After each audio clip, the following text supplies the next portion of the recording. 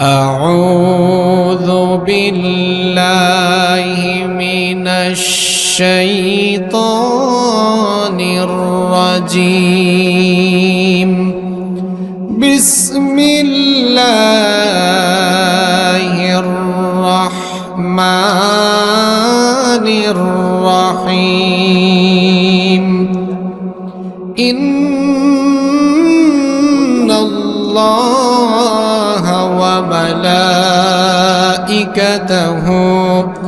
يصلون على النبي يا أيها الذين آمنوا صلوا عليه وسلموا تسليما.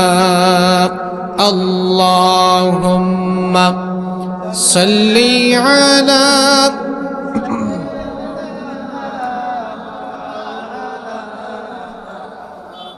وعلى آل سيدنا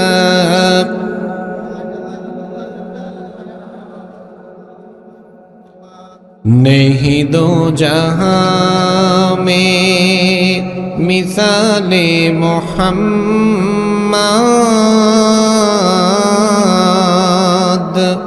जमाले खुदा है कमाले मोहम्मद नहीं दो जहां में मिसाले मोहम्मद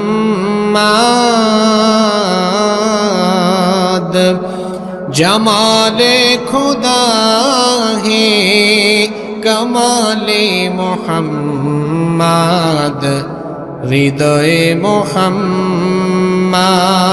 अल्लाहुम्मा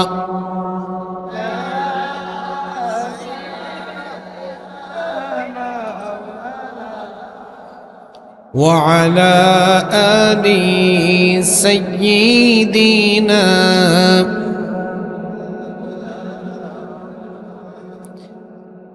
কত ব্যথা কত ভাবে সইছ যে তুমি তোমারি খুনে লাল তায়েফের ভূমি.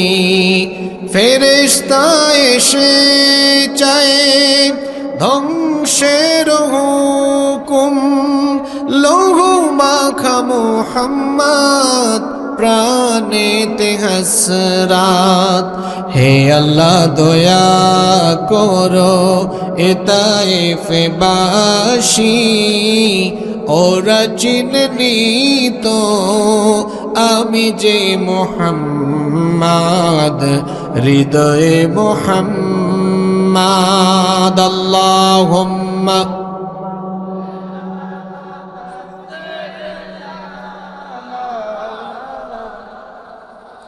وعلى آل سيدنا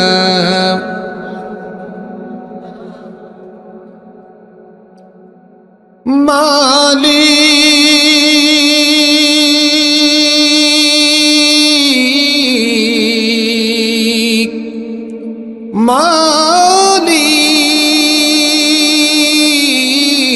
মালিক মালিক একটি ঘর বানিয়ে দিও একটি ঘর বানিয়ে দিও. মালিক তুমি জান্নাতে তোমার কাছে আমায় একটি ঘর বানিয়ে দিও একটি ঘর বানিয়ে দিও. সে বিভীষিকাময় মহাদিনে তোমার প্রতিবেশী করে নিও. মালিক তুমি জান্নাতে কাছে আমায় একটি ঘর বানিয়ে দিও, একটি ঘর বানিয়ে দিও। যেদিন কেহ আসবে না কারো কোনো কাজে, যেদিন পাপী পাপের বোঝায় মরবে লাজে, যেদিন কেহ আসবে না কারো কোনো কাজে, যেদিন পাপী পাপের বোঝায় মরবে লাজে, পুল সিরাত পার হতে গিয়ে পিছলে যাবে কত পথিক, আবার কেহ পুণ্য নিয়ে পার হয়ে যাবে ঠিক ঠিক। সে মহাদিনে মহাক্ষণে, সে মহাদিনে মহাক্ষণে পার করে তুমি দিও মালিক। তুমি জান্নাতে তোমার কাছে আমায় একটি ঘর বানিয়ে দিও, একটি ঘর বানিয়ে দিও।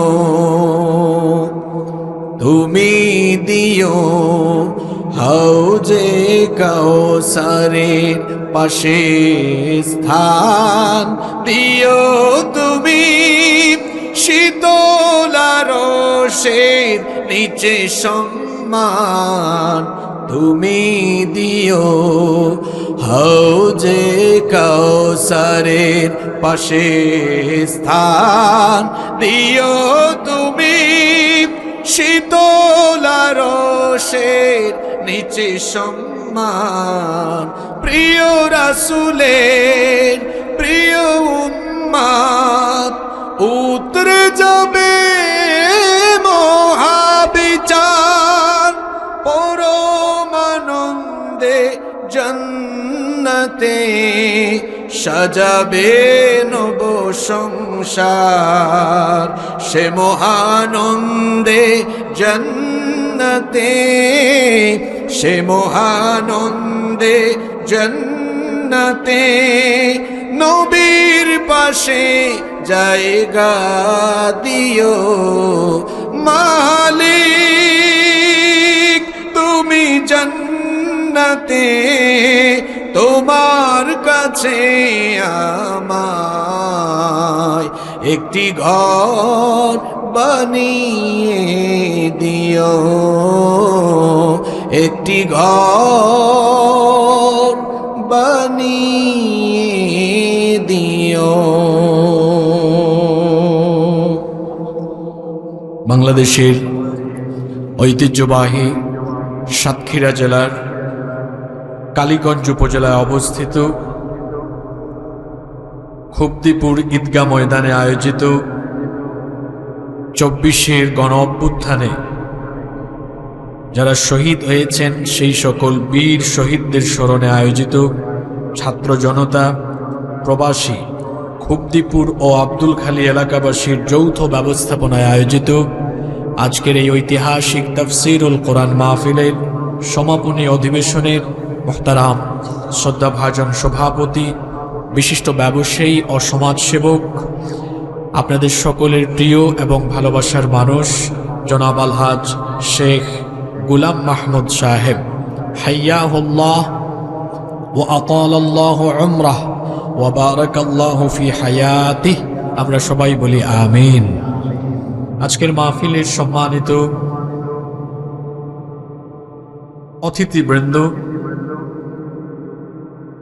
বাংলাদেশ জাতীয়তাবাদী দল বিএনপি কালীগঞ্জ উপজেলা শাখার সাবেক সভাপতি এবং সাতক্ষীরা জজ কোর্টের সম্মানিত পিপি পাবলিক প্রসিকিউটর জনাব অ্যাডভোকেট শেখ আব্দুস সাত্তার, শহীদি ঈদগাহ বাংলাদেশ জামায়াতে ইসলামী সাতক্ষীরা জেলা শাখার সংগ্রামী সেক্রেটারি জনাব আলহাজ মোহাম্মদ আজিজুর রহমান, সাতক্ষীরা কালীগঞ্জ থানার সম্মানিত অফিসার ইনচার্জ জনাব মোহাম্মদ হাফিজুর রহমান।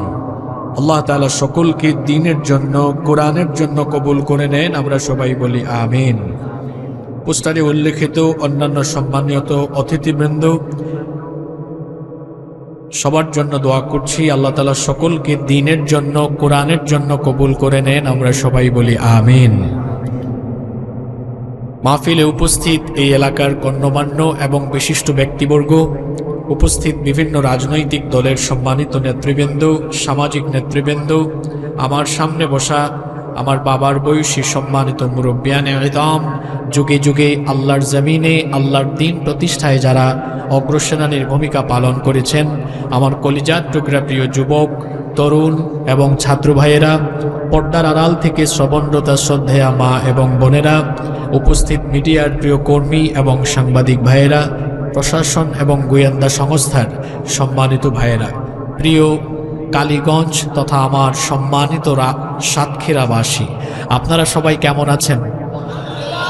আপনারা সকলে কেমন আছেন? আলহামদুলিল্লাহ। আমাকেও আপনারা জিজ্ঞেস করেছেন, এজন্য আপনাদের প্রতি ধন্যবাদ এবং কৃতজ্ঞতা জ্ঞাপন করছি। আলহামদুলিল্লাহ আলা কুল্লি হাল ওয়া ফি কুল্লি মাকান। আলহামদুলিল্লাহ, মহান রব আমাকেও ভালো রেখেছেন, আমাদের সবাইকে সুস্থতার সাথে বাঁচিয়ে রেখে আজকের এই সুন্দর, বরকতময়, নান্দনিক এবং জান্নাতি এই আয়োজনে আমাদেরকে শামিল হওয়ার তৌফিক যিনি দান করেছেন, গলার আওয়াজ বড় করে সবাই বলেন তো তিনি কে? সেই মহান রবের জন্য হৃদয়ের সবটুকু ভালোবাসা, আবেগ, অনুভূতিকে উজাড় করে দিয়ে খুশি মনে প্রাণবন্ত আওয়াজে উচ্চ কণ্ঠে কালিমাতুশ শুকর আদায় করে আমরা সকলেই পড়ছি আলহামদুলিল্লাহ। আমার সাথে সকলে পড়ুন রব্বানা লাকাল হামদ হামদান কাসীরান তাইয়িবান মুবারাকান ফীহি।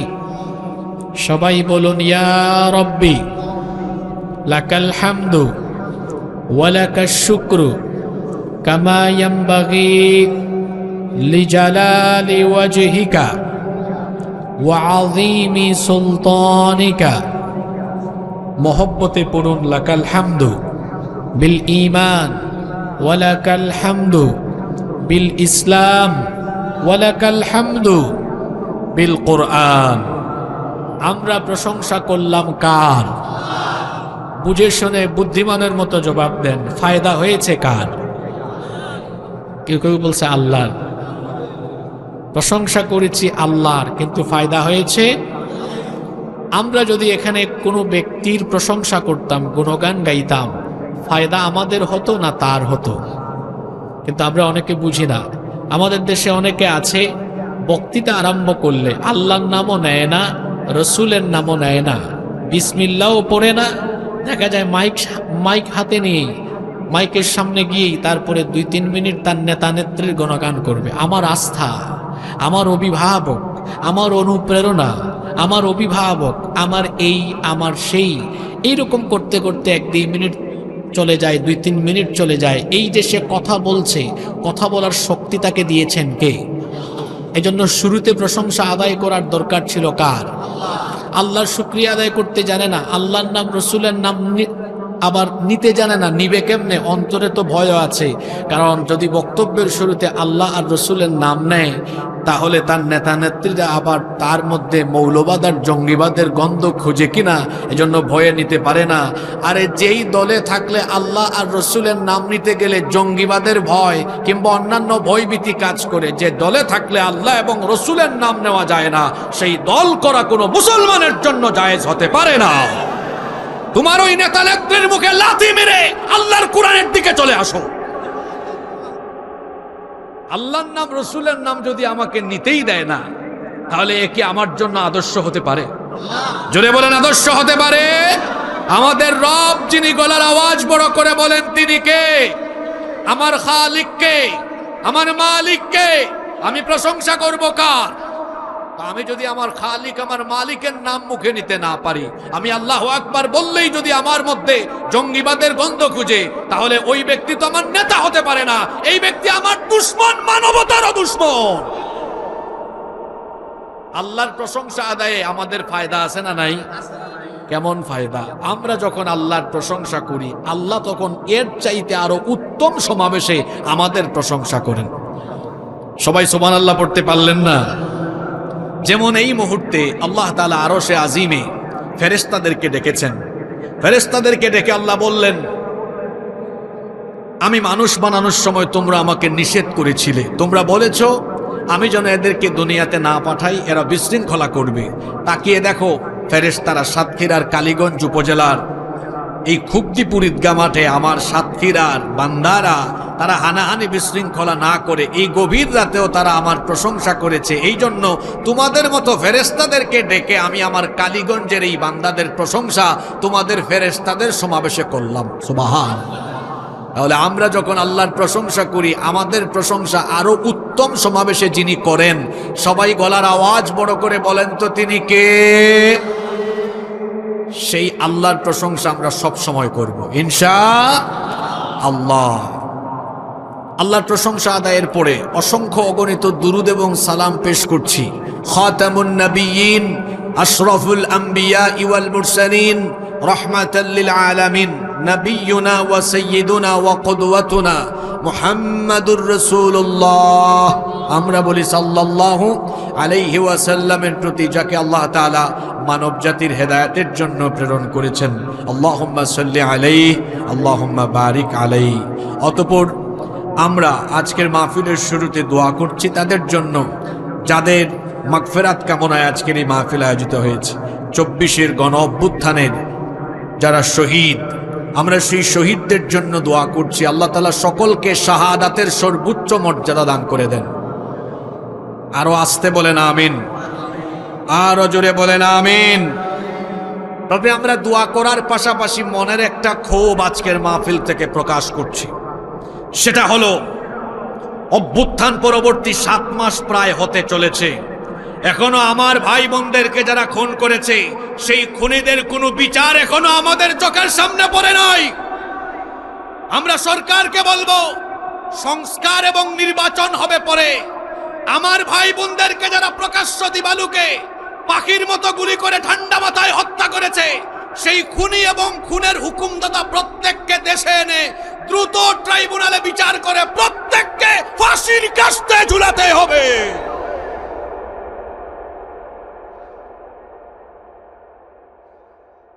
আমার দেশে বিএনপি, জামাত, জাতীয় পার্টি, অন্যান্য যত রাজনৈতিক দল আছেন সবাইকে বলবো, খুব লাফালাফি শুরু করেছেন আপনারা নির্বাচন নিয়ে। জনগণের পালস বুঝে রাজনীতি করুন, নইলে রাজনীতির মাঠে জনগণের দৌড়ানে খেয়ে আপনাদেরকে পালায় যেতে হবে। এদেশে যারা জেনজি আছে 18, 20, 22, 24, 26 বছরের যুবকেরা, এরা নির্বাচনের আগে এই দেশে খুনিদের বিচার দেখতে চায়। আপনি এত লাফান কেন? দাঁড়ান বাবা দাঁড়ান, আপনি এত লাফান কেন? হ্যাঁ, আপনি তো আগে এলাকায় থাকতেন না, বাড়ি ঘরে থাকতেন না, আপনার খবর কি আমরা জানি না? আপনি পালায় পালায় থাকতেন। এখন যেই সকল ছেলে মেয়েদের রক্ত আর জীবনের বিনিময়ে একটু স্বাধীন বাতাসে স্বাধীনভাবে ঘুরে বেড়ান, সেই সকল ছেলে মেয়েদের খুনের বিচার না চেয়ে আপনি কিভাবে তাড়াতাড়ি ক্ষমতায় যাবেন সেই চিন্তায় মশগুল হয়েছেন। শোনেন, ইলেকশন হোক, নির্বাচন হোক, আমরা চাই এই দেশে গিয়ে যাক, আমরা চাই। কিন্তু যারা আমার তরতাজা এতগুলো জীবন, হাজার হাজার ভাই বোনদেরকে হত্যা করেছে, অবশ্যই তাদেরকে দেশে এনে প্রত্যেকটাকে ফাঁসিতে ঝুলাতে হবে। জালিমের কোনো ক্ষমা, যে ব্যক্তি জালিমকে ক্ষমা করে সেও একটা জালিম। কথা বুঝেছেন কি? বুঝছেন? যে জালিমকে ক্ষমা করে সেও, জোরে বলেন, যে জালিমকে ক্ষমা করে সেও। বিশ্বাসঘাতকতার কোনো ক্ষমা নাই। আপনি ইসলাম নিয়ে স্টাডি করুন। খন্দকের যুদ্ধের পরে রসুল কয়েকজনকে ক্ষমা করেন নাই, বলেছেন ডিরেক্ট কতল করে ফেলো। কেন? বিশ্বাসঘাতকতা করেছে। কি করেছে? যারা আমার দেশকে পার্শ্ববর্তী দেশের সেবাদাস বানাতে চেয়েছে, যারা আমার দেশকে পার্শ্ববর্তী দেশের কাছে বিক্রি করতে চেয়েছে, এরা দেশপ্রেমিক নয়, এরা বিশ্বাসঘাতক। অবশ্যই এদেরকে শাস্তি দিতে হবে। আপনারা কি কষ্ট পেলেন নাকি? তো যাদের মাগফিরাত কামনায় মাহফিল, তাদের জন্য কিছু কথা তো আমার বলতেই হবে। আমি কমিটিকে ধন্যবাদ জানাচ্ছি। এখানে দুইটা গেট দেখলাম আসার সময়, একটা আমার ভাই আবু সাইদের নামে, আর একটা আমার ভাই মুগ্ধের নামে। আবু সাইদকে গুলি করে হত্যা করার পর 2-3 দিন পরে জুমার খুতবায় আমি বলেছিলাম, আপনারা এটা শুনছেন কিনা, আমি তখনই বলেছিলাম, জীবনের মায়া, জীবনের পরোয়া না করে আমি বলেছিলাম, আমাদের ট্যাক্সের পয়সায় কেনা গুলি যদি আমাদের বুকে চালানো বন্ধ না হয়, তাহলে সবাইকে এই দেশ ছেড়ে পালিয়ে যেতে হবে। সত্যি তাই হয়েছে। ভারতীয় রাজাকারেরা চোরের মতো দেশ ছেড়ে তাদের মামু বাড়িতে পালিয়ে গিয়েছে। ওখানেই থাকেন, আর চট করে আসলে আরো ভালো আসেন, কারণ ছেলেগুলা 5 তারিখ পায় নাই, যদি একটু পায় একটু মেহমানদারির সুযোগ পাবে। ঠিক না বে ঠিক? আমি আমার ভাই আবু সাইদ, মুগ্ধ সহ এই আন্দোলনে যতজন শহীদ হয়েছেন সবার জন্য দোয়া করছি, আল্লাহ আমার সকল ভাই বোনদেরকে তুমি শাহাদাতের সর্বোচ্চ মর্যাদা দান করো। যারা আহত এখনো চিকিৎসাধীন, আল্লাহ সবাইকে শিফায়ে আজিলা কামিলা নসিব করে দাও। আমাকে আজকের ইন্তেজামিয়া কমিটি একটি চমৎকার বিষয় নির্ধারণ করে দিয়েছেন। আমরা সেই নির্ধারিত বিষয়ের উপরে আজকে কথা বলবো। জোরে বলে ইনশাআল্লাহ। তারা আমাকে একটি বিষয় দিয়েছেন, জান্নাতের বর্ণনা। এই পৃথিবীতে আমরা যারা আছি, যারা এখন বসবাস করছি, সবাই আসলে দুই পথে চলছে। দুইটা পথ হলো দুইটা, একটা হলো জান্নাতের পথ, আর একটা হলো জাহান্নামের পথ। আখিরাতে এত দলাদলি থাকবে না, কিয়ামতের মাঠে দল হবে দুইটা। জোরে বলেন তো কয়টা? কিয়ামতের ময়দানে এত দল থাকবে না, দল হয়ে যাবে মাত্র দুইটা। বিচার ফয়সালা করবার পরে আল্লাহ তাআলা মানুষকে দুই দলে ভাগ করে দিবেন, ফারিকুন ফিল জান্নাতি ওয়া ফারিকুন ফিস সাঈর। এক দল চলে যাবে জান্নাতে, আরেক দল চলে যাবে জাহান্নামে। সেই দিন হাসরের ময়দানে যিনি বিচার করবেন, বিচার দিবসের মালিক, বিচার দিবসের বিচারক, যিনি গলার আওয়াজ বড় করে বলেন, তিনি কে? মালিক ইয়াউমিদ্দিন।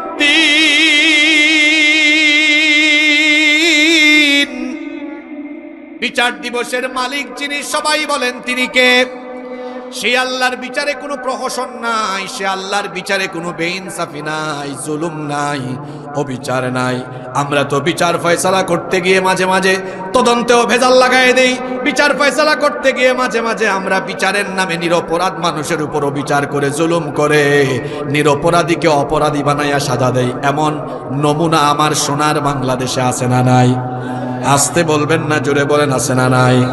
কিন্তু আল্লাহর বিচারে কোনো জুলুম নাই। আল্লাহ তাআলা বলছেন, ওয়ালা ইয়াযলিমু রাব্বুকা আহাদা। কি সুন্দর কথা আল্লাহ বলেছেন, ওয়ালা ইয়াযলিমু রাব্বুকা আহাদা। তোমার রব কারো উপরে জুলুম করবেন না। ফামান ইয়ামাল মিসকালা যাররাতিন খায়রান ইয়ারা ওয়া মান ইয়ামাল قال ذرة شرا يره। অতঃপর অনুপরিমাণ ক্ষুদ্রাতি ক্ষুদ্র ভালো কাজ যারা করবে সেও তা দেখতে পাবে, এবং অনুপরিমাণ খারাপ কাজ যে ব্যক্তি করবে সেও তার বদলা পাবে। অর্থাৎ ভালো মন্দ মানুষ যা কিছুই করবে, কিয়ামতের দিন এর প্রতিফল, এর বদলা যিনি দিবেন, গলার আওয়াজ বড় করে বলেন তিনি কে? সেদিন দুই দল হবে, এক দল জান্নাতি, আরেক দল জাহান্নামী। জাহান্নাম তো সীমাহীন দুঃখ কষ্টের জায়গা, আর তার বিপরীতে জান্নাত হলো চিরস্থায়ী নেয়ামত আর সুখ শান্তির জায়গা। জোরে বলেন সুবহানাল্লাহ। আমাদের গন্তব্য, আমরা যেতে চাই কোথায়? সবাই তো বললেন না, যেতে চাই কোথায়? এই যে জান্নাতে যেতে চান, এই জান্নাতটা কেমন করে আল্লাহ বানিয়েছেন এটা আমরা অনেকে ভালোভাবে জানি না। আজকে আমরা আল্লাহর কোরআন থেকে আর নবীর হাদিস থেকে আল্লাহর জান্নাতের সব বর্ণনা জানবো, পাশাপাশি এই জান্নাতে কেমনে সহজে যাওয়া যাবে আমরা কোরআন হাদিস থেকে কিছু আমলও জানবো। জোরে বলে ইনশাআল্লাহ।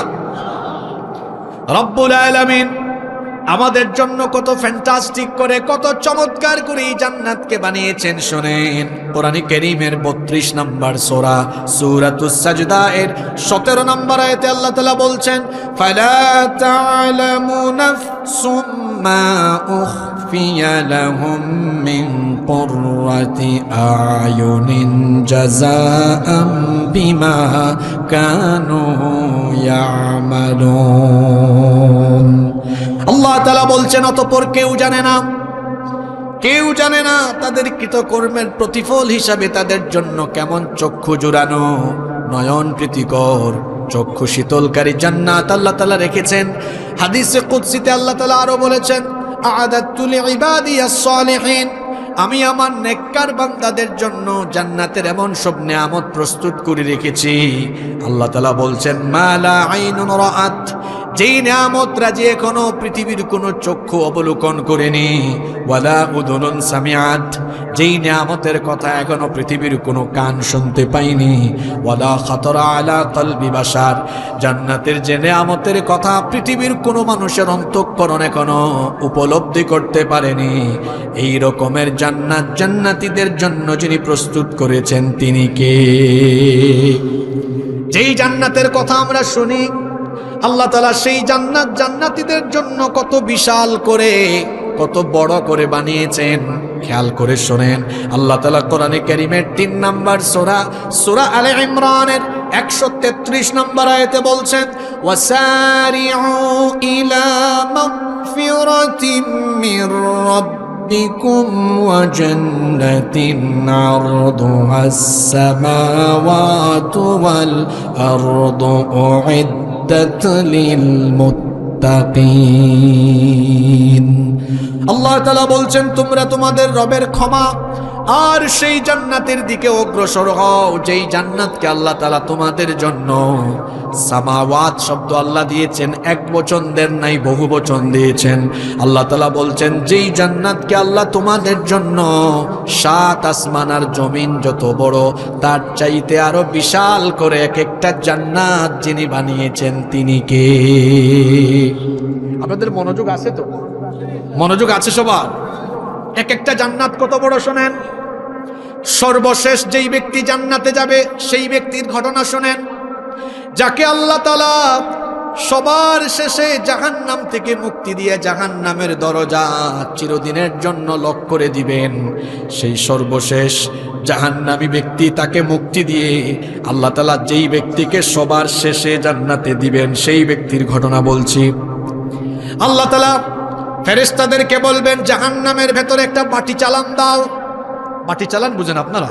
আপনাদের এলাকায় কি শব্দ বলে এটা? মানে চিরুনি অভিযান, এটা বুঝছেন তো? আল্লাহ ফেরেশতাদেরকে বলবেন, জাহান্নামের ভেতরে একটা চিরুনি অভিযান দাও। দেখো, অন্তরে ঈমান ছিল, আমাকে সাজদা দিয়েছে, অন্তরে ঈমান ছিল, এই রকমের কোনো ব্যক্তি জাহান্নামের ভেতরে পাওয়া যায় কিনা?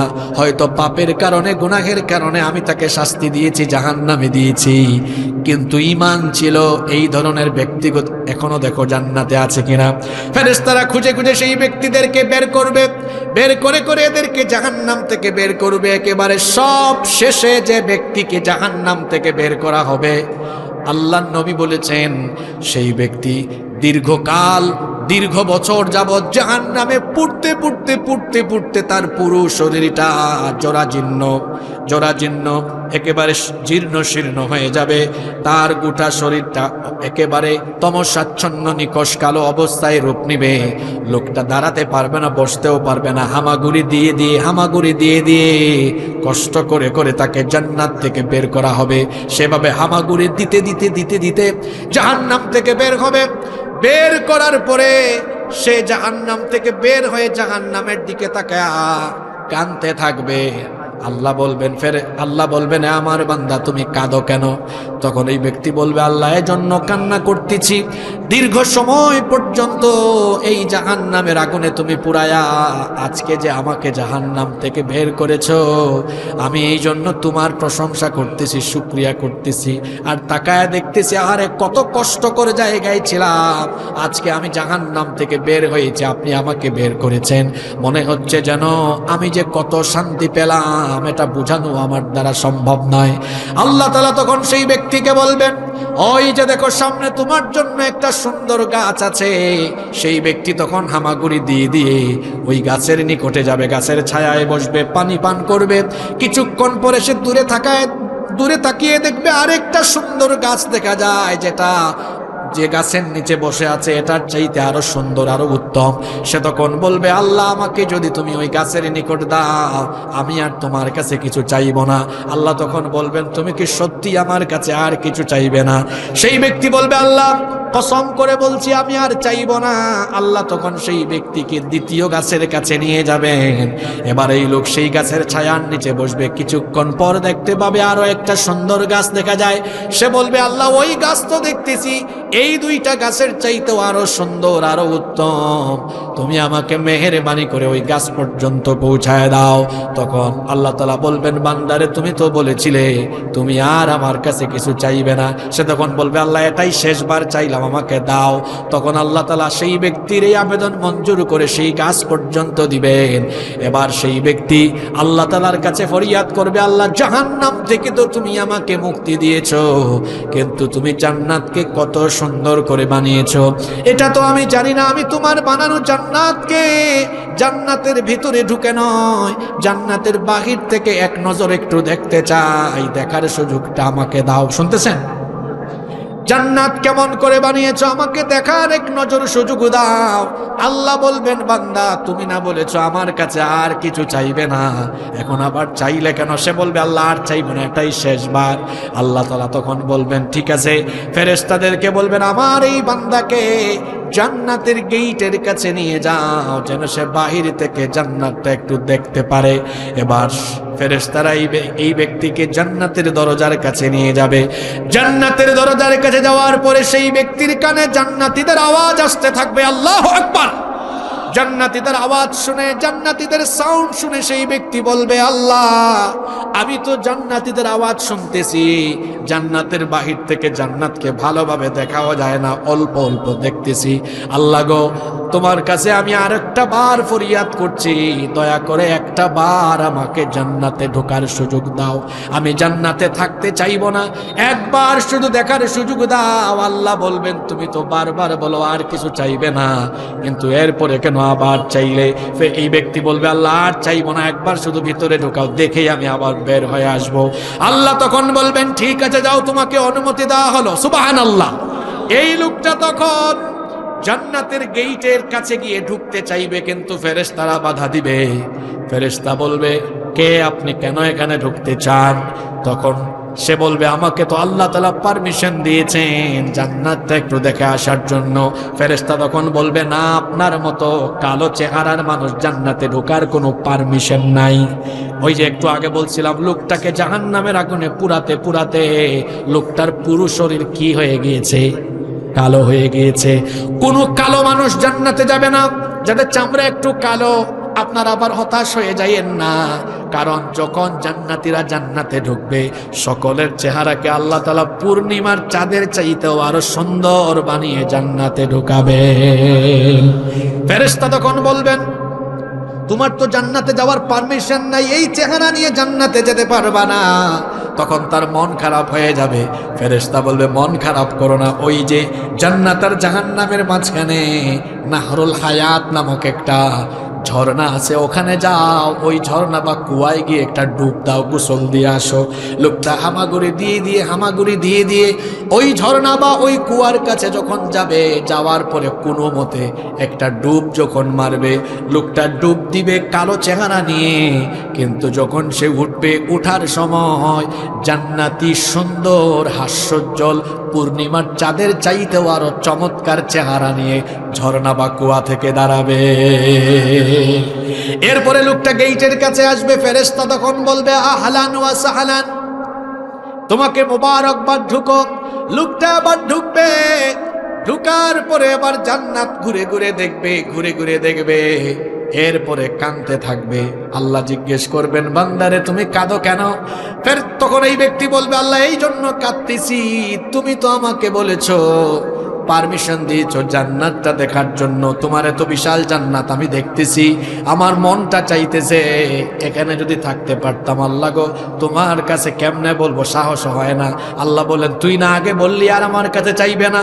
তখন বান্দা সাহস করে বলেই ফেলবে, আল্লাহ তুমি যদি দয়া করে আমাকে জান্নাতে ঢুকাতে পারো, তো তুমি কি দয়া করে তোমার জান্নাতে আমাকে একটু স্থান দিতে পারো না? আল্লাহু আকবার। আল্লাহ বলবেন, ঠিক আছে, যেহেতু ঢুকে গেছিস বের হওয়ার দরকার নাই, আমি তোকে জান্নাতে থাকার পারমিশন দিলাম। এবার সেই লোকটা জান্নাতের সুন্দর সুন্দর সুন্দর সুন্দর প্রাসাদ থাকবে, বিল্ডিং থাকবে। এখন বলেন তো দেখি, জান্নাতের সেই প্রাসাদগুলো, বিল্ডিংগুলো আমাদের বাংলাদেশ বা পৃথিবীর যে বিল্ডিংগুলো আছে, এই বিল্ডিংগুলোর মতো বিল্ডিংয়ের ডিজাইন নাকি? জোরে বলেন, এরকম নাকি? লোকটা এবার জান্নাতের প্রাসাদের সামনে যাবে। শুনেন, এটা মুসনাদে আহমদের হাদিস। জান্নাতের পাশে গিয়ে, বিল্ডিং এর পাশে গিয়ে দেখবে, হায় হায় হায়, এটা কেমন বিল্ডিং! লাবিনাতুম মিন ফিদ্দাতিন ওয়া লাবিনাতুম মিন যাহাব। গিয়ে দেখবে স্বর্ণ আর রৌপ্যের ইটের গাঁথুনি দিয়ে জান্নাতের প্রত্যেকটা বিল্ডিং এর দেয়ালকে ডিজাইন করা হয়েছে। সুবহানাল্লাহ, মুখ দিয়ে বাইরে এলো না। কিসের ইট? স্বর্ণ আর, জোরে বলেন, স্বর্ণ আর কিসের? জোরে বলেন, স্বর্ণ আর রৌপ্যের ইটের গাঁথুনি দিয়ে জান্নাতের বিল্ডিং এর দেয়ালগুলো প্রস্তুত করা হয়েছে। ওয়া মিলাতুহাল মিসকুল আযফারু ওয়া হাসবাউহাল লুলু ওয়াল ইয়াকুত। ইয়াকুতের পাথর দিয়ে আর মেশকের সুগন্ধিযুক্ত বালু আর সিমেন্ট ব্যবহার করা হয়েছে। শুধু তাই নয়, ওয়া তুরবাতুহা জাফরান, জাফরানের মেঝে প্রস্তুত করা হয়েছে। কিন্তু লোকটা কোনো বিল্ডিং এ ঢুকতে পারবে না, কারণ প্রত্যেকটা বিল্ডিং এর এক একজন মালিক আছে না নাই? জোরে বলেন, আছে না নাই?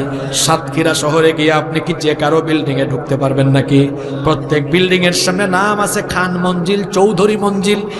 এই লোকটা জান্নাতে ঢুকে দেখবে জান্নাতের প্রত্যেকটা বিল্ডিং এর সামনে নাম ফলক আছে, এটা অমুকের, এটা তমুকের। কোনো বিল্ডিং পাবে না। সে বলবে, আল্লাহ আমাকে তো সবার শেষে জান্নাতে ঢুকাইছো, এখন তো জান্নাতের সব জায়গা মনে হয় দখল হয়ে গিয়েছে, আমি কোথায় থাকবো বলো? আল্লাহ তাআলা তখন, এটা হাদিসে কুদসি, আল্লাহ তাআলা তখন একটু হাসি দিয়ে বলবেন, বান্দারে আমি তোর জন্য কত বড় জান্নাত রেখেছি, তুই কি জানিস নাকি? তখন সেই বান্দা বলবেন, না আল্লাহ আমি তো জানি না, মনে তো হচ্ছে জান্নাতের সব জায়গা দখল হয়ে গিয়েছে। আল্লাহ বলবেন, না শোন, তুই তো সর্বশেষ জান্নাতি, তোকেও আমি যে জান্নাতটা দিব, সেই জান্নাত হলো তুই যে দুনিয়ায় ছিলে, এই দুনিয়ার মতো 10টা দুনিয়ার সমান জান্নাত আমি এখনো তোর জন্য রেখে দিয়েছি। আরো আসতে বলেন সুবহানাল্লাহ। তাহলে বলেন তো, সর্বশেষ জান্নাতি ব্যক্তির জান্নাতের বিশালতা কয়টা দুনিয়ার সমান? জোরে বলেন, কয়টা দুনিয়ার সমান? 10টা দুনিয়ার সমান। মুমিন কখনো দুনিয়াকে জান্নাত মনে করে না। আর দুনিয়া জান্নাতুল লিল কাফির ওয়া সিজনুল লিল মুমিন। দুনিয়া হলো কাফিরের জন্য জান্নাত আর মুমিনের জন্য জেলখানা। এই জন্য মুমিনরা দুনিয়াতে জেলখানায় ঢুকলেও, হামলা মামলা নির্যাতন ফাঁসির কাস্টে গেলেও মুমিনরা ভয় পায় না, কারণ সে জানে তার 30, 40, 50, 60 বছরের জীবন, এখানে কষ্ট পেলেই কি আর দুঃখ পেলেই কি, মরণের পরে যে জীবন, সেই জীবনটা ক্ষণস্থায়ী না চিরস্থায়ী? আরো জোরে বলেন, ক্ষণস্থায়ী না চিরস্থায়ী? এজন্য একজন মুমিন দুনিয়ার ক্ষণস্থায়ী জীবনকে আখিরাতের চিরস্থায়ী জীবনের জন্য দুনিয়ার জীবনকে বিসর্জন করতে তার মনে কোনো ভয় ভীতি কাজ করে না, কারণ সে তার জীবনকে যার কাছে বিক্রি করে দিয়েছে তিনি কে? এজন্য মুমিনদের অন্তরে ভয় নাই। দেখেন নাই, যতই ভয় দেখানো হয়, হুমকি দেওয়া হয়, মেরে ফেলবো, কেটে ফেলবো, ফাঁসি দিয়ে ফেলবো, কেউ পালায়া যায় না। পালায়া যায়? আচ্ছা বলেন তো, এই গ্রামে যদি আজকে চোর ঢোকে, এরপরে যদি মানুষ এটা টের পায়, টের পাওয়ার পরে এই এলাকার বাড়িওয়ালারা পালিয়ে যাবে না চোর পালিয়ে যাবে? আরো জোরে বলেন, কে পালায়? কে পালায়, বাড়িওয়ালা না চোর? জোরে বলেন, বাড়িওয়ালা না চোর? যারা আমাদেরকে গত 17 বছর কথা বলতে দেয় নাই, আমাদেরকে রাজাকার ট্যাগ দিয়ে রেখেছে, আমাদেরকে স্বাধীনতা বিরোধী বানিয়ে রেখেছে, আমরা কিন্তু দেশ ছেড়ে পালিয়ে যায় নাই। কেন পালাবো? এটা আমাদের দেশ। আমরা তো এই দেশের মানুষ। বাড়িওয়ালা তো পালায় না, বরং আমাদেরকে যারা রাজাকার বলেছে ওরা কিন্তু ভারতীয় রাজাকার। এজন্য দেখেন যখন পালিয়েছে তখন কিন্তু ভারতেই পালিয়েছে। আমরা তো এই দেশে 17 বছর হামলা মামলা জেল জুলুম, এমনকি সাতক্ষীরাতে মাহফিলে এসে মাহফিল থেকে ফিরে গিয়েছি, মাহফিলে কথা বলতে দেয় নাই, মাহফিল বন্ধ করে দিয়েছে। আমাদের ভাইরা নির্যাতিত হয়েছেন, এই দেশে বহু নিরীহ মানুষ মজলুম হয়েছেন, কেউ দেশ থেকে পালিয়ে যায় নাই, কারণ তারা এই দেশের মানুষ। বাড়িওয়ালা তো পালায় না, যারা চোর তারাই কেবল দেশ থেকে পালিয়ে যেতে পারে। বলেন পালায় কে? আবার বলেন পালায় কে? আবার বলতো আমি পালাই না, আবার পালাই না, তো পালাইছে কেটা? বাড়িওয়ালা পালায় না, চোর পালায়। আপনি কি রাগ করলেন নাকি? সম্মানিত উপস্থিতি, আমার প্রিয় সাতক্ষীরাবাসী, তাহলে জান্নাতে সর্বশেষ যে ব্যক্তি ঢুকবে এবং সর্বনিম্ন জান্নাত সে পাবে, এইটাও কয়টা দুনিয়ার সমান? জোরে বলেন কয়টা? আচ্ছা, আপনাদের বাড়ি যে আপনারা বানিয়েছেন, আপনাদের এলাকায় জমির হিসাব আপনারা কেমনে করেন? শতক, ডিসিমেল না বিঘা?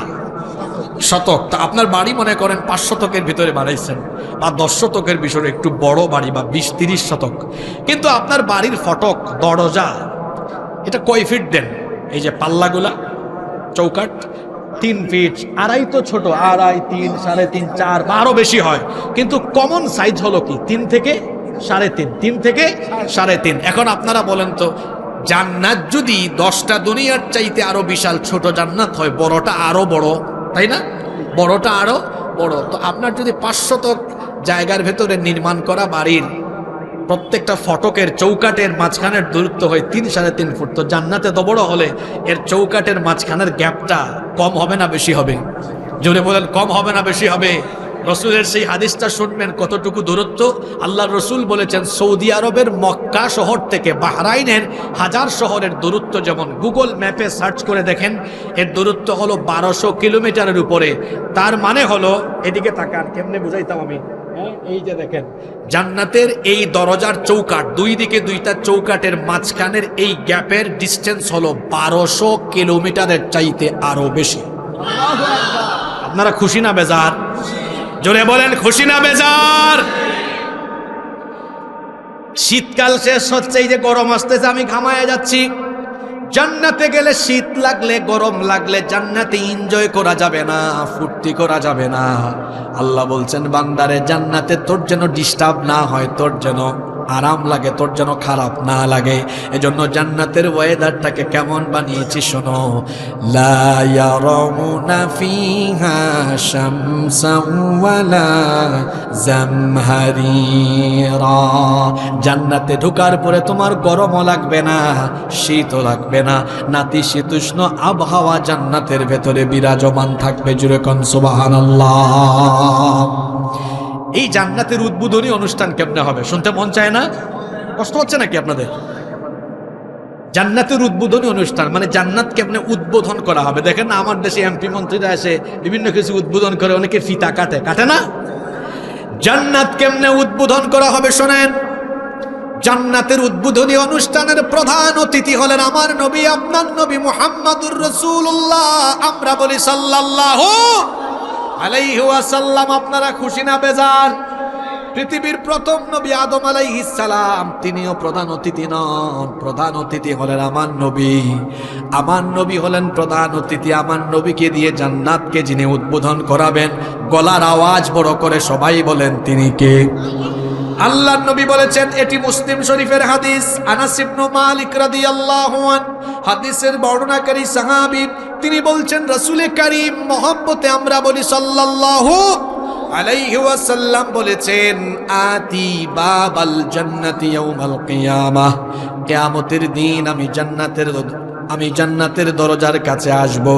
আসার পরে আমি জান্নাতের দারওয়ান ফেরেশতাকে আদেশ করব, ফাস্তাফতিহ, জান্নাতের দরজা খুলো। তখন জান্নাতের সেই দারওয়ান ফেরেশতা আমাকে প্রশ্ন করবে, মান আনতা, আপনি কে? আমি তখন বলবো, আমাকে চিনো না, আমি হলাম মুহাম্মাদুর রাসূলুল্লাহ। সবাই বলেন সাল্লাল্লাহু আলাইহি ওয়াসাল্লাম। ফেরেশতা তখন বলবে, বিকা উমিরতু লা আফতাহু লি আহাদিন ক্বাবলাক। আমি তো বছরের পর বছর দীর্ঘ সময় এই জান্নাতের দরজার সামনে দাঁড়ায়া দাঁড়ায়া আপনারই অপেক্ষা করছি। আল্লাহ আমাকে হুকুম করেছেন, আখিরি নবী যেদিন জান্নাতের দরজার কাছে আসবেন, সেই দিন জান্নাতের দরজা খুলবা, খবরদার এর আগে জান্নাতের দরজা যেন কেউ খুলতে না পারে। আল্লাহু আকবার।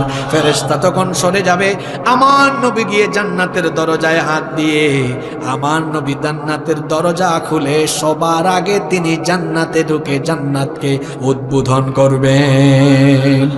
সুবহানাল্লাহ কইলে কি হবে? আমি আপনাদের মনের অবস্থা কিছু কিছু বুঝতেছি। অনেকে ভাববে হুজুর, নবী যদি আমাদেরকে রেখে জান্নাতে চলে যান আমাদের অবস্থা কি হবে?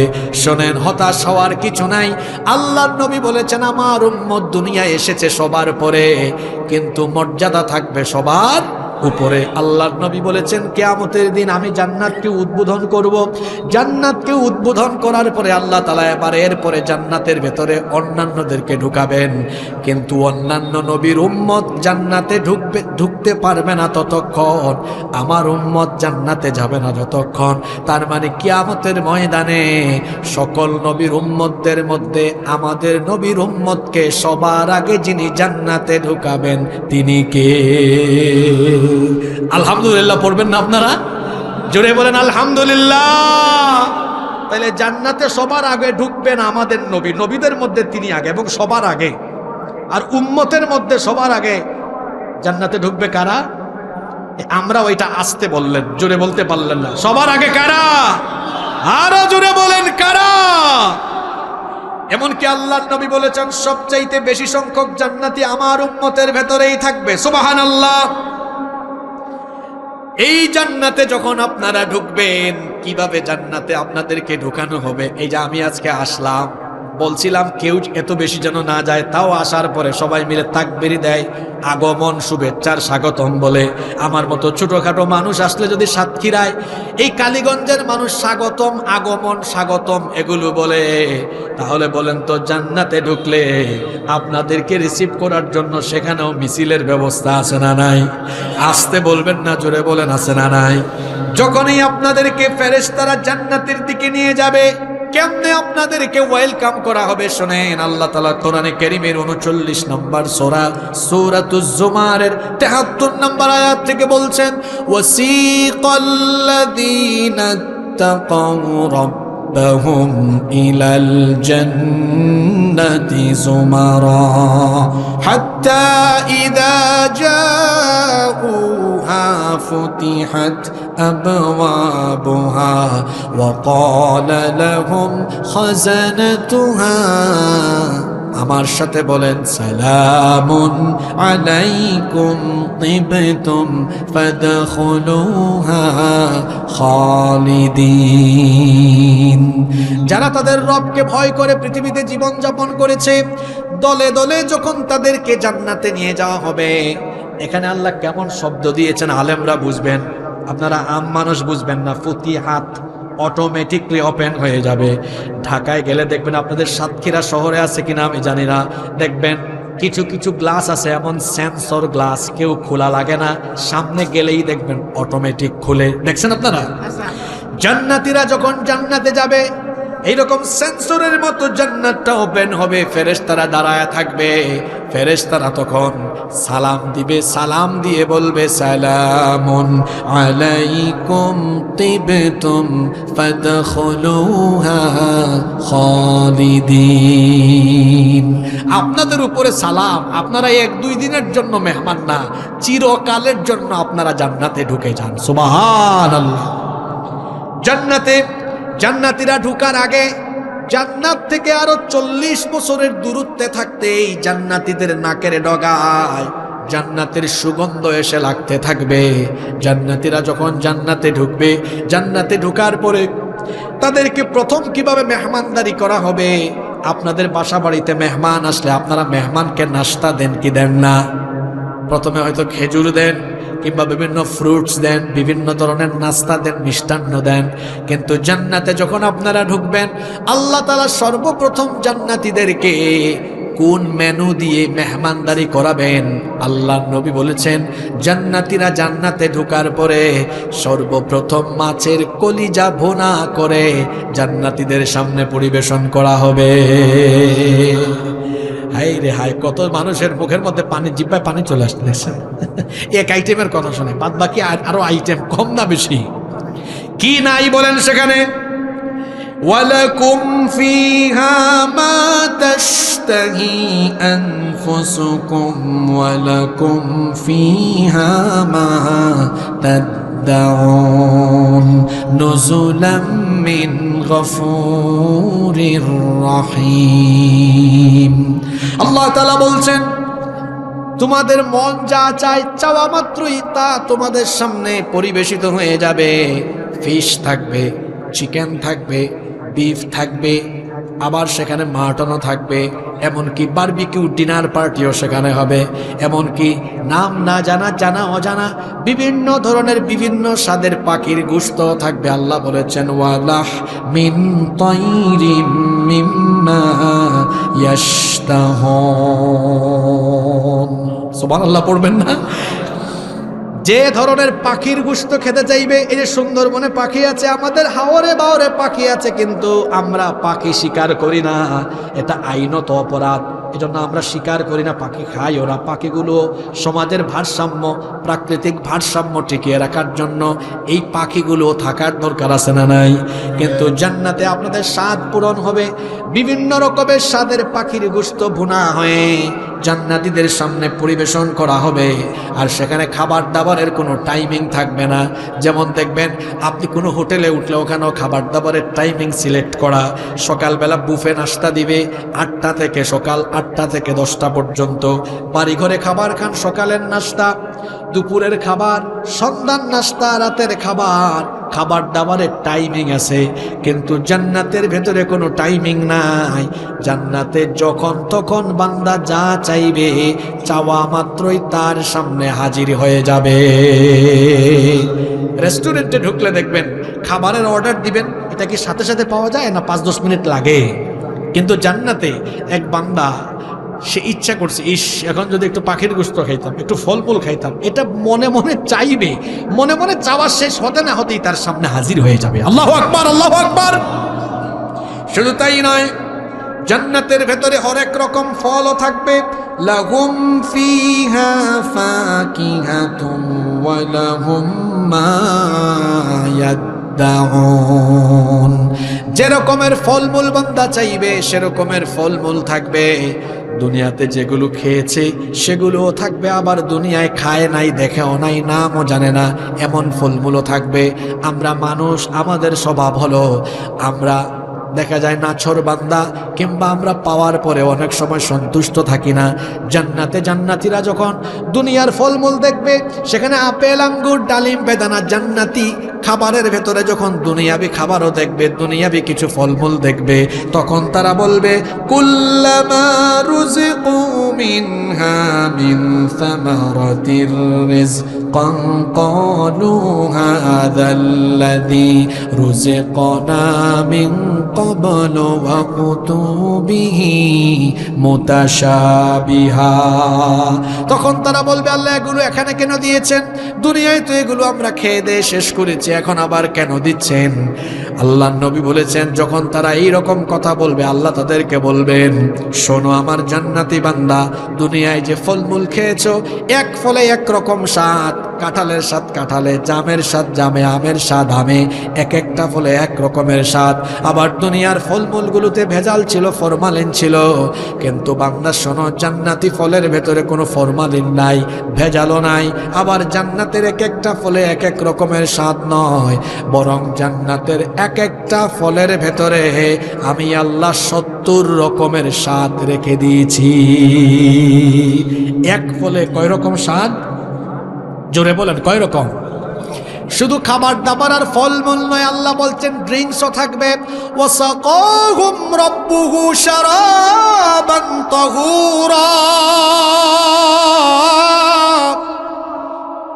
পবিত্র শরাব, পবিত্র পানীয় তাদেরকে দেওয়া হবে। অনেক ধরনের পানীয়, অনেক ধরনের ড্রিঙ্কস থাকবে। শুনেন আল্লাহ তাআলা কি বলছেন, মাসালুল জান্নাতিল্লাতী উঈদাল মুত্তাকুন ফিহা আনহারুম মিন মাইন গায়রি আসিন ওয়া আনহারুম মিন লাবানিন লাম ইয়াতাগায়্যার তা'আমুহু ওয়া আনহারুম মিন খামরিল লাযযাতিল লিশ-শারিবিনা ওয়া আনহারুম মিন আসালিম মুসাফফা।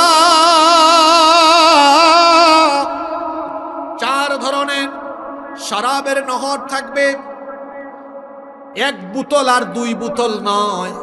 আল্লাহ তাআলা বলছেন তোমার জন্য সুমিষ্ট ফ্রেশ পানির ঝর্ণা ধারা আমি বহমান করে দিব। সুবহানাল্লাহ। এক। দুই নাম্বার হলো এমন দুধের নহর যেই দুধের স্বাদ কখনো নষ্ট হয় না। আচ্ছা বলেন তো দেখি, আজকে দুধ দহন করে দুধ যদি রেখে দেন কয়েক ঘন্টা বা একদিন থাকার পরে এটা কি দুধ থাকে না দধি হয়ে যায়? কথা কন না কেন? দুধ কি দুধ থাকে? স্বাদ পরিবর্তন হয়ে যায়, রঙও পরিবর্তন হয়ে যায়। দেখবেন এটা যখন ঘিতে পরিণত হয়, মাখনে রূপান্তর হয়, স্বাদও পরিবর্তন হয়, রঙও পরিবর্তন হয়। কিন্তু আল্লাহ বলেছেন ওয়া আনহারুম মিন লাবানিন লাম ইয়াতাগায়্যার তা'আমুহু, এমন দুধের ঝরনা তোমাদের জন্য বহমান করাবো যার স্বাদও নষ্ট হবে না, যার কালারও পরিবর্তন হবে না, এমন দুধের ঝরনা ধারা তোমাদের জন্য বহমান করা হবে। শুধু তাই নয়, ওয়া আনহারুম মিন খামরিল লাযযাতিল লিশ-শারিবিন, মদের ঝরনাও বহমান করা হবে। এখন বলেন তো দেখি, মদ দুনিয়াতে হালাল না হারাম? আসতে বলবেন না, জোরে বলেন, মদ দুনিয়ায় হালাল না হারাম? তা আপনারা বলবেন হুজুর মদ তাহলে আল্লাহ জান্নাতে দিবেন কেন? দুনিয়ার মদের মতো হারাম আর নাপাক মদ জান্নাতে থাকবে না, বরং জান্নাতের সেই মদ হবে এমন যেটা সেবন করলে পরে, গ্রহণ করলে পরে সেন্স বিলুপ্ত হবে না, শরীরের কোনো ক্ষতি হবে না, এমন এক ধরনের শরাব থাকবে। দুনিয়াতে যেই মদ আল্লাহ হারাম করেছেন এটা শরীরের জন্য ক্ষতিকর, এমনকি এটা সেবন করলে, গ্রহণ করলে পরে মানুষের সেন্স ঠিক থাকে না, বউ কেউ চিনে না, আম্মা বলে ডাক দেয়, আছে না নাই? সেন্স বিলুপ্ত হয়ে যায়, মাথা ঠিক থাকে না, সেন্স বিলুপ্ত হয়ে যায়, শরীরেরও ক্ষতি হয়। কিন্তু আল্লাহ তাআলা কোরআনে কারীমে বলেছেন লা ফিহা গাউলুন ওয়ালা হুম ইউনজাফুন, জান্নাতের এই মদ এটা গ্রহণ করলে শরীরের শক্তিও কমে যাবে না, সেন্সলেস হবে না, বরং আরো বেশি এনার্জেটিক হয়ে যাবে। আল্লাহু আকবার। জান্নাতের ভেতরে হরেক রকমের ঝর্ণাধারা থাকবে, ওয়া আনহারুম মিন আসালিম মুসাফফা, সেখানে মধুর ঝর্ণাও থাকবে, আদার মিশ্রণ যুক্ত বিভিন্ন আইটেমের বিভিন্ন ধরনের শরাব থাকবে, এমনকি তাসনিমের ফ্লেভার যুক্ত। আল্লাহ বলেছেন খিতামুহু মিসকুন, আল্লাহ বলেছেন মিশকের মোহর যুক্ত এমন এমন এমন এমন শরাব থাকবে। ওয়া মিজাজুহু তাসনিম, তাসনিমের ফ্লেভার যুক্ত শরাব। এই পবিত্র শরাব জান্নাতীদেরকে যিনি দিবেন, গলার আওয়াজ বড় করে সবাই বলেন তিনি কে? বলেন তো দেখি, খাবার দাবার খেলে টয়লেটের দরকার আছে না নাই? কষ্ট হচ্ছে নাকি আপনাদের? খাবার দাবার গ্রহণ করলে টয়লেটের দরকার আছে, কিন্তু জান্নাতের ভিতরে কোনো টয়লেট নাই, ওয়াশরুম নাই। এখন আপনি বলবেন হুজুর আল্লাহ তো বড় কায়দা করে রাখছেন আমরা যাতে বেশি খাইতে না পারি, তাই না? জান্নাতের ভেতরে ওয়াশরুম নাই, টয়লেট নাই, তার মানে এই নয় যে আপনি কম খাবেন, এই জন্য আল্লাহ ব্যবস্থা করেছেন। বিষয়টা হলো এমন, জান্নাত তো পবিত্র জায়গা, সেখানে যদি টয়লেট থাকে, ওয়াশরুম থাকে, পবিত্রতা তো আর থাকে না। এই জন্য জান্নাতে জান্নাতীরা যতই খাবে, জান্নাতীদের কোনো পেশাব পায়খানার দরকার হবে না। বলবেন হুজুর তাহলে হজম হবে কেমনে?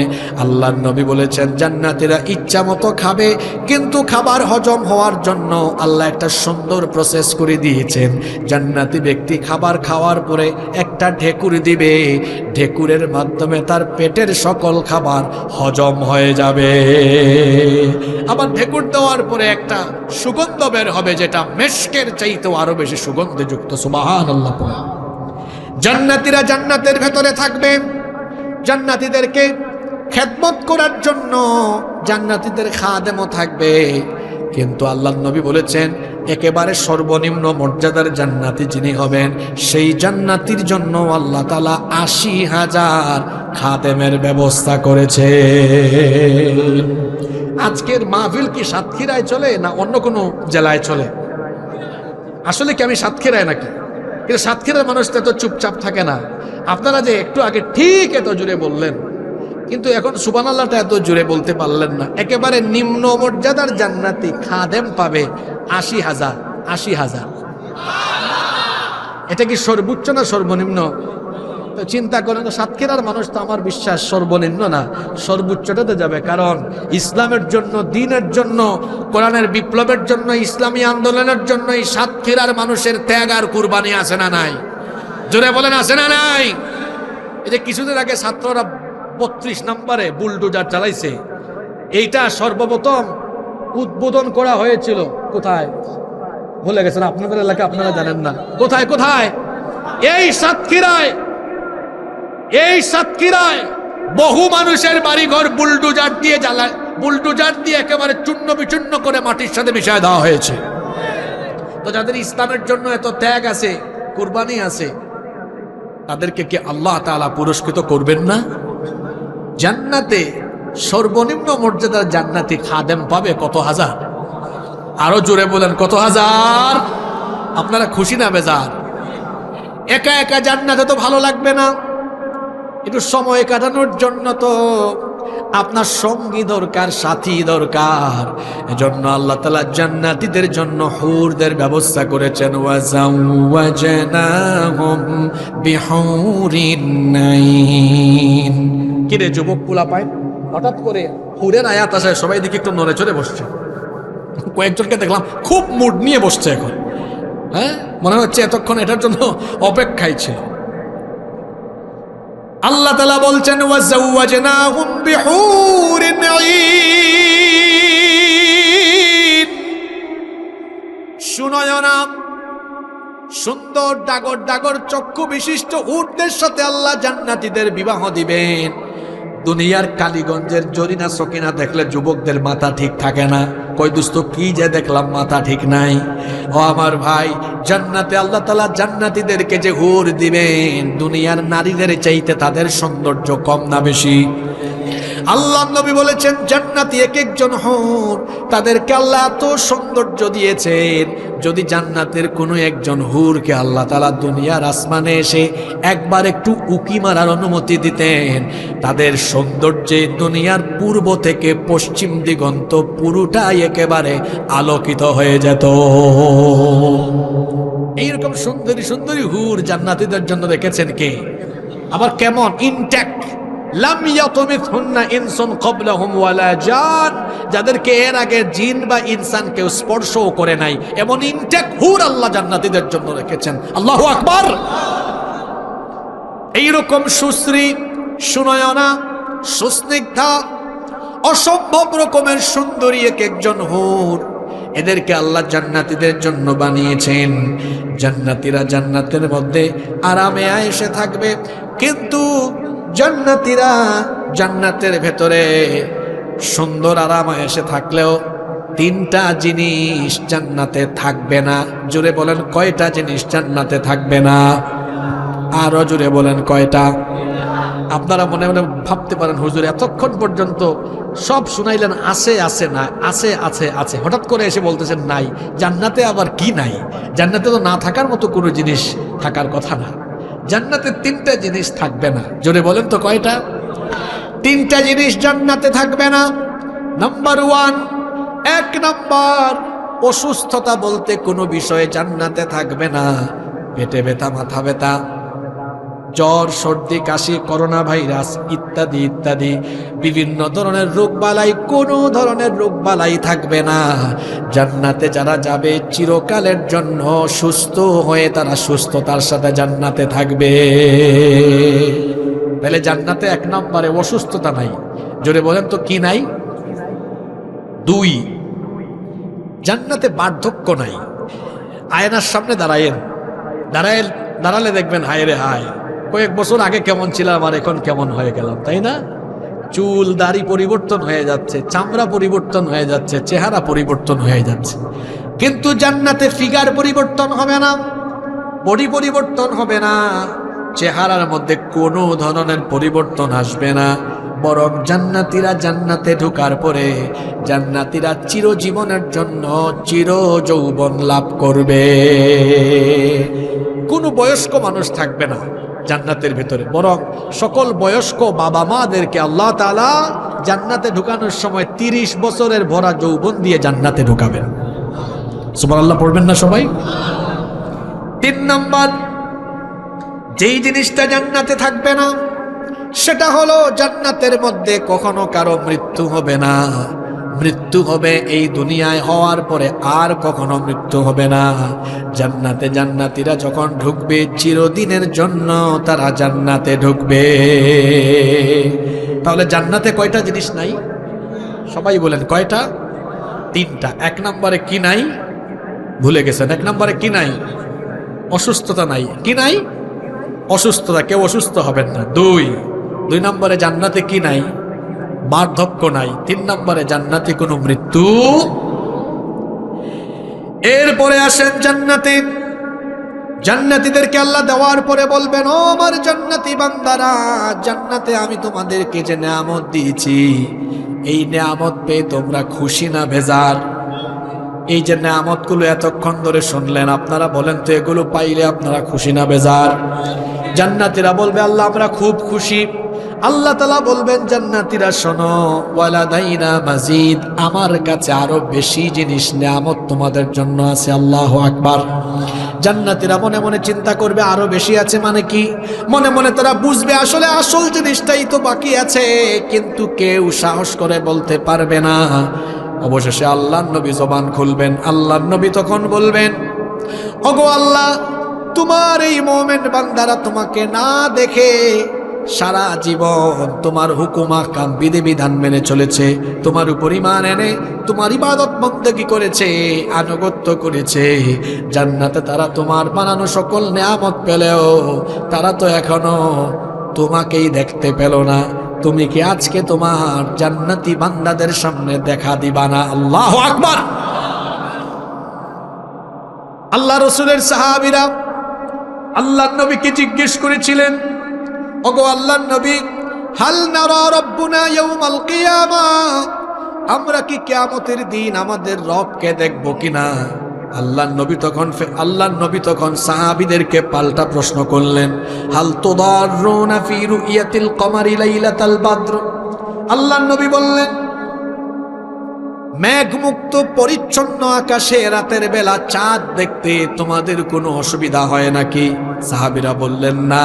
আল্লাহর নবী আবার জিজ্ঞেস করলেন, হাল তুদাররুনা ফিশ শামসি লাইসা দুনাহা সাহাব, মেঘমুক্ত স্বচ্ছ পরিষ্কার আকাশে দিনের বেলা সূর্য দেখতে তোমাদের কোনো কষ্ট হয় নাকি? আল্লাহর নবী সাহাবীদেরকে জিজ্ঞেস করলেন, পরিষ্কার পরিচ্ছন্ন স্বচ্ছ আকাশে দিনের বেলা সূর্য আর রাতের বেলা চাঁদ দেখতে কষ্ট হয় নাকি? সাহাবীরা বললেন না। আল্লাহর নবী তখন সাহাবীদেরকে বললেন, ফা ইন্নাকুম তারাউনাহু কাযালিক। আল্লাহর নবী বললেন, স্বচ্ছ আকাশে যেমন আকাশের চাঁদ আর সূর্য দেখতে কষ্ট হয় না, কিয়ামতের দিন তোমাদের রবকে তোমাদের চোখের সামনে দেখতে তোমাদের কোনো অসুবিধা হবে না। আল্লাহ তাআলাকে কিয়ামতের দিন দেখা যাবে। আহারে, এই দুনিয়ার মানুষ এত সুন্দর, দুনিয়াটাকে আল্লাহ এত সুন্দর করে বানিয়েছেন, সেই আল্লাহ সুন্দর হবেন কম না বেশি? জোরে বলেন, কম না বেশি? দুনিয়া সুন্দর, মানুষ সুন্দর, আসমান সুন্দর, জমিন সুন্দর, সুন্দরে সুন্দরে পাল্লা, জানি না কত সুন্দর তুমি আল্লাহ, জানি না কত সুন্দর তুমি আল্লাহ। সুবহানাল্লাহ। আল্লাহ কত সুন্দর এটা আমরা কেউ জানি না। সবকিছু যদি এত সুন্দর হয়, আল্লাহ সুন্দর হবেন আরো কম না বেশি? আল্লাহর নবী বলবেন, আল্লাহ তুমি তো জান্নাত দিয়েছো, কিন্তু তুমি কি তোমার জান্নাতি বান্দাদের সামনে একবার এসে দেখা দিবা না? সুবহানাল্লাহ পড়বেন না? আল্লাহ তাআলা তখন বলবেন, ও আমার হাবিব, কেন আমি দেখা দিব না? কেন আমি আমার জান্নাতি বান্দাদের সামনে আসব না? আমার জান্নাতি বান্দারা সারাটা জীবন আমার ইবাদত বন্দেগী করেছে, সারাটা জীবন তারা আমার আনুগত্য করেছে, আমার বন্দেগী করেছে, কেন আমার জান্নাতি বান্দাদের সামনে আমি আসব না? আল্লাহ তাআলা তখন জান্নাতীদের সামনে আসবেন, ফেরেশতারা সারিবদ্ধভাবে দাঁড়াবে। ওয়াজা রাব্বুকা ওয়াল মালাকু সাফফান সাফফা। সাফা। ফেরেশতারা সারিবদ্ধ হয়ে দাঁড়াবে, মহান আল্লাহর 70,000 নূরের পর্দা সরে যাবে, আর আল্লাহ তাআলা সরাসরি জান্নাতীদের সামনে আসবেন। আল্লাহ এসে জান্নাতীদের দিকে তাকাবেন, জান্নাতীরাও আল্লাহর দিকে তাকাবে। এভাবে অপলক নয়নে উভয়ে উভয়ের দিকে তাকিয়ে থাকবেন। কত সময় যে চলে যাবে বান্দা টেরও পাবেন। আল্লাহু আকবার। সেই পবিত্র অনুষ্ঠানে আমরা থাকতে চাই কি চাই না? জোরে বলেন, সেই পবিত্র অনুষ্ঠানে আমরা থাকতে চাই কি চাই না? হ্যাঁ মহান রব, আমরা তোমার কাছে ফরিয়াদ করছি, সেই পবিত্র অনুষ্ঠানে আমরা তো যে গুনাহগার, সামনের কাতারে বসার চান্সই আমাদের হবে না। আল্লাহ তুমি আমাদেরকে পিছনে অথবা যে কোনো একটা কুনায় কানায়ও আমাদের থাকার ব্যবস্থা করে দিও, বলেন আমিন।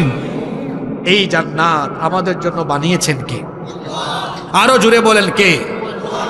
এই জান্নাতে যাওয়ার জন্য আমাদের সামনে একটা অফুরন্ত সুযোগ আসতেছে। আর 2-3 দিন পর, 2-3 দিন পর একটা 3 দিন হলো, 2 দিন পর একটা মাস আমরা শুরু করতে যাচ্ছি। মাসটার নাম কি? জোরে বলেন, মাসটার নাম কি? রমজান মাস। আমাদের জীবনে যত গুনাহ করেছি আমরা গুনাহ মাফ করাইয়া আল্লাহর কাছ থেকে ক্ষমাপ্রাপ্ত হয়ে আল্লাহর এই জান্নাতে ঢোকার একটা সুযোগ আমাদের সামনে চলে এসেছে, বলেন আল্লাহু আকবার। এই যে রমাদান, এই শব্দটা বাংলা না আরবি? জোরে বলেন, বাংলা না আরবি? এটার অর্থ কি? এটার অর্থ হলো জ্বালিয়ে দেওয়া, পুড়িয়ে দেওয়া, ছারখার করে দেওয়া। রমজান মাস আসলে কি আমরা জ্বালাও পোড়াওয়ের কাজ করি নাকি? না। তাহলে রমজান কি জ্বালাতে আসে, কি পোড়াতে আসে? 11টি মাস আমরা গুনাহ করতে করতে আমাদের অন্তরটাকে কলুষিত করে ফেলেছি। 11টি মাস আমরা গুনাহ করতে করতে গুনাহের সাগরে আমরা হাবুডুবু খাচ্ছি। আল্লাহ তাআলা রমাদানুল মুবারকের মাসে 30টা সিয়াম দিয়ে একটা চমৎকার কোর্স দিয়েছেন। আমরা যদি সিয়াম কিয়ামের সাথে আল্লাহর কোরআন চর্চা করে পুরো মাস যদি আমরা তাকওয়ার সাথে চলতে পারি, রমাদান মাসের ইবাদত বন্দেগী আর আমল দিয়ে আমাদের আমল নামায় যে গুনাহগুলো আছে, রমজান মাসের এই নেক আমলগুলো দিয়ে আল্লাহ আমল নামায় থাকা গুনাহগুলোকে জ্বালিয়ে পুড়িয়ে ছাই করে দিয়ে আমাদেরকে গুনাহ থেকে যিনি পবিত্র করে দিবেন তিনি কে? আমরা কি রমজান মাসে নিজেদেরকে ক্ষমাপ্রাপ্ত বানাতে চাই? জোরে বলেন, বানাতে চাই। আজকে আমার ভাইরা কমিটি থেকে অনুরোধ করেছিলেন, হুজুর জান্নাত নিয়ে আলোচনা করবেন আর আমাদেরকে রমজানের এমন কিছু আমল বলে যাবেন যাতে আমরা এই রমজানে আমাদের গুনাহগুলো মাফ করায় ফেলতে পারি। আমরা কি এখানে 10-12 মিনিট ধৈর্য ধরে থাকতে পারবো? আজকে আপনাদেরকে এমন 5টা আমল দিয়ে যাচ্ছি, আমি তো আর রমজান মাসে আপনাদের এলাকায় আসার সুযোগ হবে না, এজন্য আগে ভাগে দিয়ে যাচ্ছি। আপনাদেরকে এই 5টা আমলের কথা বলে যাচ্ছি। এই 5টা আমল যদি আমরা রমজানের প্রত্যেক দিন করতে পারি, আমাদেরকে গুনাহ থেকে মাফ করে দিয়ে যিনি আমাদেরকে তার মাগফিরাত প্রাপ্ত ক্ষমাপ্রাপ্ত বান্দাদের কাতারে শামিল করে দিবেন তিনি কে? এই 5টা কাজ করতে ভুলবেন না। সবাই মনে রাখবেন তো? আজকে কি মা বোনরা আছেন? মা বোনরাও শুনবেন, মা বোনরাও শুনবেন। এক নাম্বার, আচ্ছা বলেন তো, আমরা যে খাবার খাই, খাবার খাওয়ার সময় প্লেটে খাবার নেওয়ার আগে সেই প্লেটটাকে আমরা কি করি? ধৌত করি, সাফ করি, ধুয়ে নেই। কেন? কারণ ধুয়ে নিলে, সাফ হলে তখন এটা খাবার খাওয়ার উপযুক্ত হয়। খাবার খাওয়ার জন্য যেমন প্লেটকে ধুয়ে খাবার খাওয়ারের উপযোগী বানাতে হয়, ঠিক তেমনি আমরা আল্লাহ তাআলার জান্নাত পেতে হলে আগে নিজেকে ক্ষমাপ্রাপ্ত হিসাবে আমাদেরকে উপযোগী বানাতে হয়। খাবার খাওয়ার আগে যেমন প্লেট ধুইতে হয়, তেমনি আল্লাহর তরফ থেকে রহমত পেতে হলে, মাগফিরাত পেতে হলে এর আগে আমাদেরকেও একটু ধুয়ে মুছে সাফ করতে হবে। কারণ আমাদের জীবনে গুনাহ আছে না নাই? এখন প্লেট তো ধুই আমরা পানি দিয়ে, ভীম সাবান দিয়ে। আমাদের নিজেদের গুনাহকে আমরা ধুবো কি দিয়ে? তওবা ইস্তেগফার দিয়ে। জোরে বলেন, কি দিয়ে? তওবা ইস্তেগফার দিয়ে। আমাদের গুনাহের পরিমাণ যত বেশি, আল্লাহ তাআলার দয়ার পরিমাণ কম না বেশি? সার্বক্ষণিক যার দয়ায় বেঁচে আছি তিনি কি? আপনি তওবা ইস্তেগফার করেন, কারণ তওবা ইস্তেগফার করলে সব গুনাহ মাফ করে দেন কে? আমার নবী ডেইলি আল্লাহর কাছে তওবা ইস্তেগফার করতেন কতবার? এক হাদিসে এসেছে আকতারা মিন 70 মাররা, 70 বারের চাইতে বেশি। আর আরেক হাদিসে এসেছে মিআতা মাররা, 100 বার। তাহলে দুইটা হাদিসকে মিলালে কি হয়? 70 থেকে 100 বার। বলেন তো দেখি, রসুলের জীবনে কি কোনো গুনাহ আছে? গুনাহ নাই, তারপরেও ডেইলি ইস্তেগফার করতেন 70 থেকে 100 বার। আর আমাদের জীবনে গুনাহ আছে না নাই? আমাদের জীবনে গুনাহ কম না বেশি? তাই রসুল তার জীবনে গুনাহ না থাকা সত্ত্বেও যদি ডেইলি 70 থেকে 100 বার তওবা ইস্তেগফার করেন, আমাদের যেহেতু গুনাহ আছে তো আমাদের তওবা ইস্তেগফার করা দরকার এর চাইতে আরো কম না বেশি? আমরা কি করি? জোরে বলেন, করি? সময়ই নাই আমাদের। ইস্তেগফার করবেন, চোখের পানির বড় দাম। হতে পারে এটাই কারো কারো জন্য জীবনের শেষ রমজান, আর হয়তো রমজান মাস পেতে নাও পারেন। 2 ফোঁটা চোখের পানির এত দাম আল্লাহর কাছে। এই যে পাশেই আপনাদের বঙ্গোপসাগর আছে, বঙ্গোপসাগর সহ দুনিয়ার 7টি বড় বড় মহাসাগরের পানি দিয়ে বলেন তো দেখি জাহান্নামের আগুনকে নিভিয়ে দেওয়া যাবে নাকি?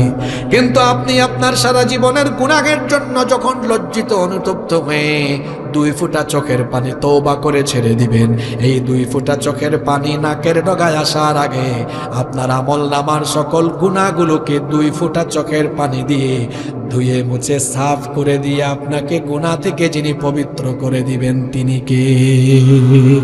তওবার মতো তওবা করব। রমজানের দিনের বেলা 30 দিন না 29 বা 30 দিন, একটা দিনও এই আমলটা মিস করব না। প্রত্যেক দিন তওবা ইস্তেগফার করব 70 থেকে, জোরে বলেন 70 থেকে 100 বার করবেন তো আপনারা ইনশাআল্লাহ? মাফ করে দিবেন কে? 2 নাম্বার, এই রমজান মাসকে ভালোভাবে কাজে লাগাতে হলে 2 নাম্বার যে আমলটা আমরা সবাই করব সেটা হচ্ছে রমজান মাসে বেশি বেশি আল্লাহর কাছে দোয়া করব, কারণ রমজান মাস তো দোয়া কবুলের মাস। তবে আমার দিকে তাকান বাবারা, ভাইয়েরা, মহিলা প্যান্ডেলে থাকা মা বোনেরা, রমজান মাসে আপনারা বেশি বেশি দোয়া করবেন। তবে দেখবেন ওই যে পরীক্ষার্থী ছেলেমেয়েরা আছে, তারা পরীক্ষার আগে স্যারকে বলে, স্যার এত বড় বই ঠিক আছে পড়বো, কিন্তু একটু যেগুলো বেশি কমন আসতে পারে, যেগুলা বেশি গুরুত্বপূর্ণ এগুলো বলে দেন। তখন স্যার 100টা প্রশ্ন থেকে 20টা বলে দেন, ছাত্ররা 20টা পড়ে যায়, পরীক্ষায় পাশও করে ফেলে। পুরো রমজান মাসই তো দোয়া কবুলের মাস, তবে দোয়া কবুলের কিছু গুরুত্বপূর্ণ সময় আছে না নাই? এই রকম 8টা সময়ের কথা বলে দিই। রমজান মাসে এই 8টা সময়ে, রমজান মাসে এই 8টা সময়ে দোয়া করতে ভুলবেন না। কয়টা সময়? এই 8টা সময় দোয়া করলেই দোয়া কবুল করবেন যিনি, তিনি কে? ভালো করে শুনেন। 1 নাম্বার, মা বাইনাল আযানি ওয়াল ইকামা, আযান এবং ইকামতের মাঝখানে দোয়া করতে ভুলবেন না, কারণ আল্লাহর নবী বলেছেন লা ইউরাদ্দুদ দুআউ বাইনাল আযানি ওয়াল ইকামা, আযান আর ইকামতের মাঝখানে যে দোয়া করা হয় এই দোয়া আল্লাহ তাআলা ফিরায়া দেন না। প্রত্যেক ওয়াক্ত নামাজের জন্য আযান হয় না? আযানের অন্তত কত মিনিট পরে জামাত আরম্ভ হয়? অন্তত 15 মিনিট না? অন্তত 15 মিনিট। তো এই যে আযান ইকামতের মাঝখানে এই 15 মিনিট আপনারা কি করেন? যুবক ছেলেরা তো রমজান মাসে তারা কি করবে একটু আগাম বলে দেই, তারা প্রথম তারাবিতে গিয়ে একটা সেলফি তুলবে। আলহামদুলিল্লাহ প্রথম তারাবিতে উপস্থিত, নামাজ পড়ে আবার আলহামদুলিল্লাহ প্রথম তারাবি ডান। প্রথম তারাবি কিনে পোলা পাইন এখন কথা কয় না, এগুলো শুরু হবে দেখবেন। এই যে আজান হওয়ার পরে সে মসজিদে গিয়ে ছবিটা তুললো, এই ভাইটা জানে না আজান হওয়ার পরে আজান ইকামতের মাঝখানে এই যে 15টা মিনিট সময় আছে, এই সময় বান্দা আল্লাহর কাছে যা চাইবে, যা দোয়া করবে আল্লাহ কোনো কিছু ফিরাইয়া দিবেন না। সুবহানাল্লাহ। তো তখন কি মোবাইল চালাবো? আর বুড়া চাচারা কি করে? পাশের মুরব্বী এমনি এমনি গুতায়, কিও কি খবর? তারপর কয় তোমার বউ বাচ্চার কি খবর? চাচা চাচা 2 চাচা কি করে? গল্প করে আজান ইকামতের মাঝখানে। আর যুবকরা একটা আরেকটারে কয়, দোস্ত দেখ একটু আগে ছবি দিছি রমজানের প্রথম তারাবি, 10টা লাইক পেয়ে গেছে। তারা হিসাব করে লাইকের, আর বুড়া চাচারা হিসাব করেন পরিবারের, তারা গল্প গুজব করেন। আজান ইকামতের মাঝখানে কি গল্প করা আর ফেসবুক চালানোর সময়? জোরে বলেন, ফেসবুক চালানোর সময়? আর মহিলাদের অবস্থা তো খারাপ, তারা আজান কোন দিকে একামত কোন দিকে খবরও নাই। আমি আমার মা বোনদেরকে সহ আপনাদের সবাইকে বলবো, রমজান মাসে 8টা সময় দোয়া কবুল করবেন, আল্লাহ ফিরাইয়া দিবেন না। সুবহানাল্লাহ। এর মধ্যে 1 নাম্বার আজান ইকামতের মাঝখানে এই সময়ে দোয়া করলে দোয়া কবুল করবেন যিনি, তিনি কে? এই 8টার সময় মুখস্থ করতে পারবেন না? আমি কালকে খুলনায় বলেছি, তারা মুখস্থ করছে, আপনারা আজকে পারবেন না?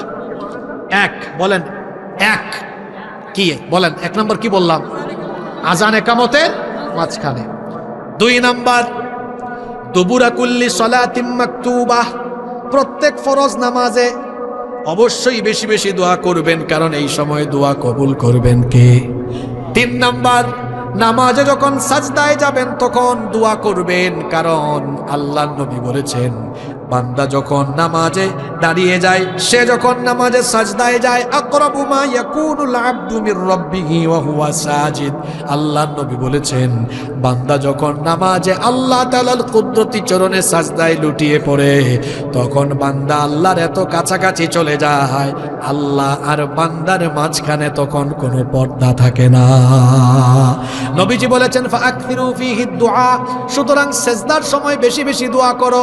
কিন্তু আমাদের দেশের মুসল্লিদের পরিস্থিতি হলো এমন, সাজদার মধ্যে যত তাড়াহুড়া আর তাড়াহুড়া, সাজদায় গিয়ে আল্লাহ সুবহান রাব্বিয়াল আলা শুদ্ধ করে পড়ে না। হাসতেছেন আপনারা, এগুলো বাস্তব না অবাস্তব? সাজদা একটু লম্বা করবেন। ইমাম সাহেব তো সাজদা লম্বা করলেও বিপদ, পিছন থেকে মুসল্লি সিগন্যাল মেরে ইমাম সাহেবকে সতর্ক করে। ও আপনাদের এলাকায় নাই তো এগুলো? এমনি এমনি মারে,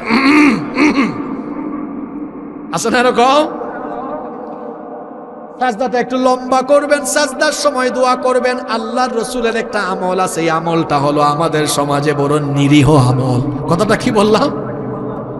না, কি আমল? নিরীহ। নিরীহ মানে এটা কেউ করে না, অথচ আল্লাহর নবী আমলটা কখনো মিস করতেন না। নবীজি সাজদায় যাওয়ার পরে সাজদার তাসবিহ তো আপনারা পড়েন, জানেন, সুবহান রাব্বিয়াল আলা, কিন্তু আল্লাহর নবী এটার পাশাপাশি একটা দোয়া কখনো মিস করতেন না। সাজদায় নবীজি একটা দোয়া করতেন, আল্লাহুম্মা গফির লি যামবি কুল্লাহু দিক্কাহু ওয়া জিল্লাহু ওয়া আউওয়ালাহু ওয়া আখিরাহু ওয়া আলানিয়াতাহু ওয়া সিররাহু। কে কে এটা পারেন? হাত তুলেন তো। বলেন আল্লাহুম্মা গফিরলি। এই তো বলে না, বললে তো মুখস্থ হয়ে যাবে। আমি দোয়া করছি, আল্লাহ বলে বলে মুখস্থ করায় দাও। বলেন আল্লাহুম্মা গফিরলি যামবি কুল্লাহু দিক্কাহু ওয়া জিল্লাহু ওয়া আউওয়ালাহু ওয়া আখিরাহু ওয়া আলানিয়াতাহু ওয়া সিররাহু। কত সুন্দর দোয়া। অর্থ হলো, হে আল্লাহ, আমার সকল গুনাহ, ছোট বড়, প্রথম শেষ, প্রকাশ্য গোপন যত গুনাহ আছে সব গুনাহ মাফ করে দাও। বলেন আমিন। যে 8টা সময় রমজান মাসে দোয়া করতে ভুলবেন না, তার 3 নাম্বার হলো অবশ্যই সাজদার মধ্যে দোয়া করতে ভুলবেন না, কারণ সাজদার মধ্যে দোয়া করলে দোয়া কবুল করেন কে? 4 নাম্বার, 1/3 রাত যখন অতিবাহিত হয়ে যায় অথবা শেষ রাতে তাহাজ্জুদের নামাজে যখন উঠবেন, ভোর রাতে তো সাহারি খাওয়ার জন্য উঠবেন, 30 মিনিট 1 ঘন্টা আগে ঘুম থেকে উঠবেন, তাহাজ্জুদ আদায় করবেন। তাহাজ্জুদের সময়ে বান্দা যে দোয়া করবে, আল্লাহ সেই দোয়া ফিরাইয়া দিবেন না। কয়টা বললাম? কয়টা মনে রাখছেন কিনা দেখি? 1 নাম্বার কি বলছি? হ্যাঁ, মাশাআল্লাহ, আজান একামতের মাঝখানে। 2 নাম্বার 5 ওয়াক্ত নামাজে। 3 নাম্বার নামাজে কিসের মধ্যে? 4 নাম্বার কোন টাইমে? তাহাজ্জুদের টাইমে। কোন টাইমে? 5 নাম্বার, রমজান মাসে আমরা জুমা পাবো 4টা। কয়টা? 4টা জুমায়। জুমার দিনে দেরি করবেন না, আজান হলে মসজিদে যাবেন। ইমাম সাহেব, খতিব সাহেব মিম্বরে বসা থেকে নিয়ে নামাজ পর্যন্ত এই সময়টাতেও দোয়া করলে দোয়া যিনি কবুল করেন তিনি কে? এরপরে আসেন 6 নাম্বার হলো জুমার দিনে। জুমার দিনে আসরের পর থেকে নিয়ে সূর্যাস্ত পর্যন্ত এই সময়টাতে দোয়া করলে দোয়া যিনি ফিরাইয়া দিবেন না তিনি কে? 7 নাম্বার হলো সারাটা দিন রোজা রেখে ইফতারের 30 মিনিট আগে 20 মিনিট আগে খেজুর, পানি, বিভিন্ন ধরনের শরবত, ছোলা, বেগুনি, বিভিন্ন ধরনের মিষ্টান্ন, বিভিন্ন ধরনের ফ্রুটস, এত ইফতার সামনে নিয়ে বসলেন কিন্তু খাবার খাচ্ছে না। বান্দা তখন ভয় করতেছে কারে? আল্লাহ ফেরেশতাদেরকে ডেকে বলেন, তাকায় দেখ আমার বান্দা 12 ঘন্টা 13 ঘন্টা খায় নাই, এখনো তার সামনে খাবার আছে, খাইতেছে না, কারণ আমার বান্দা ভয় করে আমাকে। সুবহানাল্লাহ। এই সময় যুবকরা যেটা করবে, আমি আগাম কিছু কথা বলে যাচ্ছি, যুবকরা প্রথম দিনের ইফতারি সামনে নিয়ে বলবে, প্রথম রোজার ইফতার করতে বসেছি, আগে একটা ছবি তুলবে, খাইয়া তারপর একটু টাল হয়ে এরকম পরে ছবি আর একটা তুলবে। প্রথম ইফতার ডান, কি বলে এরকম আছে না, খালাস না, হেরা ডান ব্যবহার করে, ডান শব্দ দেখেন না, কিছু করে বলে ডান। এই যুবক ভাইয়েরা ঠিক আছে না? আবার বলে ঠিক, কি ভদ্র পোলা পায় না। ইফতার সামনে নিয়ে কি এরকম সেলফি তোলা হবে নাকি? ইফতারের আগে বান্দা যখন আল্লাহর দরবারে হাত তুলে দোয়া করে, আল্লাহর নবী বলেছেন ইফতারের সময় দোয়া করলে, ইফতার সামনে নিয়ে দোয়া করলে ওই দোয়াও আল্লাহ ফিরায়া দেন না।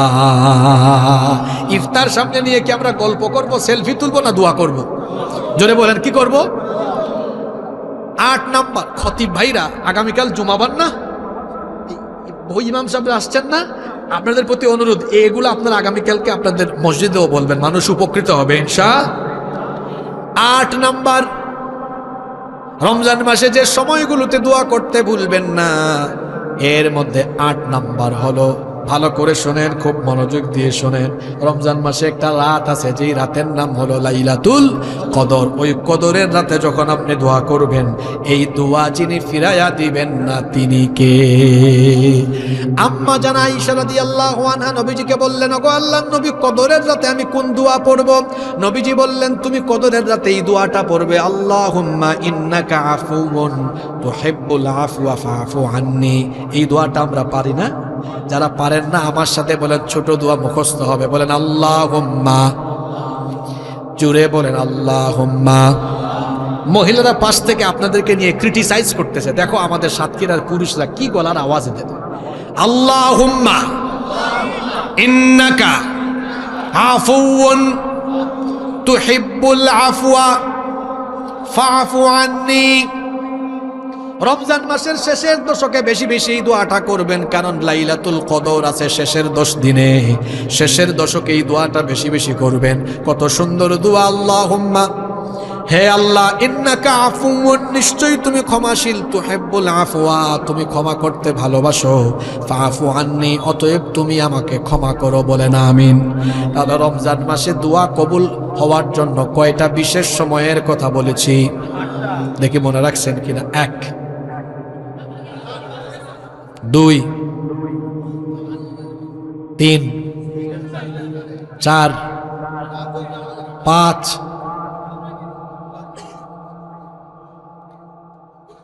জুমার দিনে খতিব সাহেব মেম্বরে বসা থেকে নিয়ে নামাজ পর্যন্ত 6, জুমার দিনে আসরের পর থেকে সূর্যাস্ত পর্যন্ত 7, 8, আলহামদুলিল্লাহ পড়েন।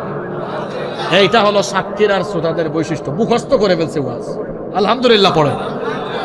আমি রমজান মাসের জন্য মানে জান্নাত উপযোগী বানাবার জন্য আপনি নিজেকে জান্নাতি বানাবেন, বেশি না, মাত্র কয়টা আমলের কথা বলতেছি? 5টা। ওই 2 নম্বরে 8টা দুয়ার সময় ঢুকছে, কিন্তু মূল আমল কয়টা? 1 নাম্বার বলছি, প্রত্যেক দিন 70 থেকে 100 বার তওবা ইস্তেগফার করা, করবেন তো? 2, বেশি বেশি দোয়া করা, বিশেষ করে কয়টা সময়ে? 3, রমজান মাসে তাহাজ্জুদ মিস করবেন না। এমনিতে তো সারা বছর পড়তে পারেন না, কিন্তু রমজান মাসে পড়ার একটা সুযোগ আছে। ভোর রাতে সাহারি খাওয়ার জন্য উঠবেন, আধা ঘন্টা 1 ঘন্টা আগে উঠে যাবেন, তাহাজ্জুদের নামাজ আদায় করবেন।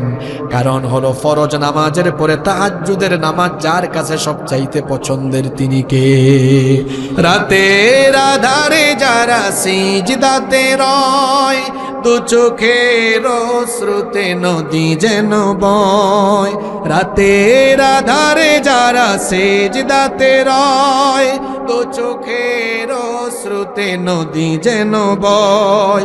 ছলনার হাত ছানি যত আসুক, পেছনে ফিরেও তাকায় না। যাদের হৃদয়ে আছে আল্লাহর ভয়, তারা কবু পথ ভুলে যায় না।